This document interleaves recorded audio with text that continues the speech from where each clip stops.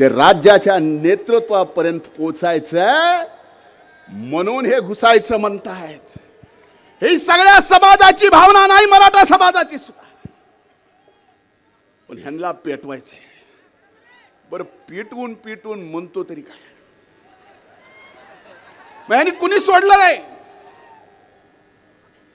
अरे कधी कधी माणूस असण्याची, कधी कधी जिवंत असण्याची, आणि हे सगळं ऐकून कसं सहन करावं याची सुद्धा मनाला भीती वाटते।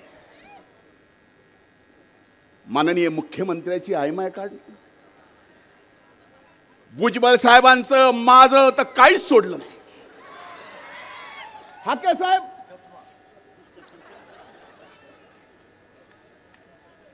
मला तर कधीपासून पाडितोच म्हणतो, पाडितोच म्हणतो।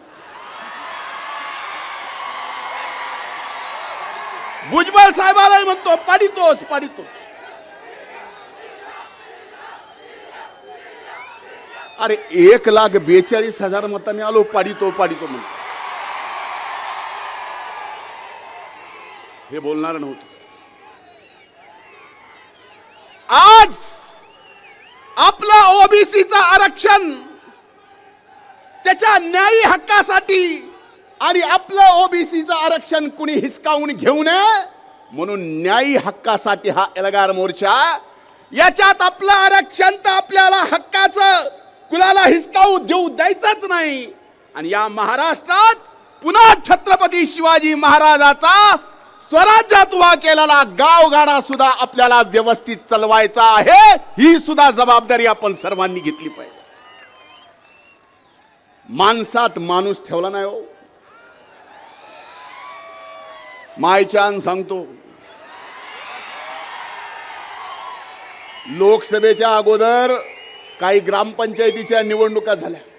नीट ऐका, आपल्याच बीड जिल्ह्यातलं गाव आहे, गावाचं नाव घेत नाही। ग्रामपंचायतीच्या निवडणुका लागल्या, काही सख्खे दोन भाऊ, सख्खे दोन भाऊ, ह्याने किती येडे केले होते माणसं बघा साहेब। सख्खे दोन भाऊ, दोघांनी पॅनल उभा केला एकमेकाच्या विरोधात।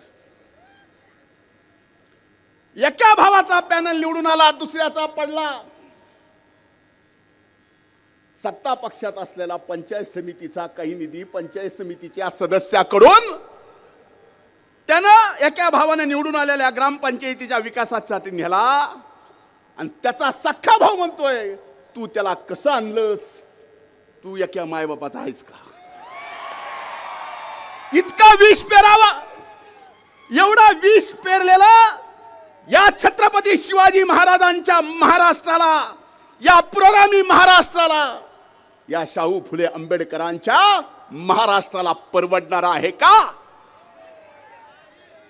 आता isakal.com आहे देशातील नंबर 1 ची मराठी न्यूज वेबसाईट। प्रत्येक अपडेटसाठी isakal.com ला नक्की भेट द्या।